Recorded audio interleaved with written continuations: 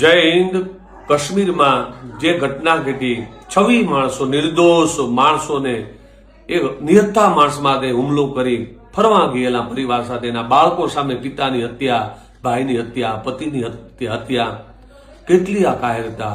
ખરેખર ભારતને એ પાકિસ્તાનની બોર્ડરે ઉભેલા ગદ્દારો એ 6 લાખ આર્મી ત્રાસવાદી છે.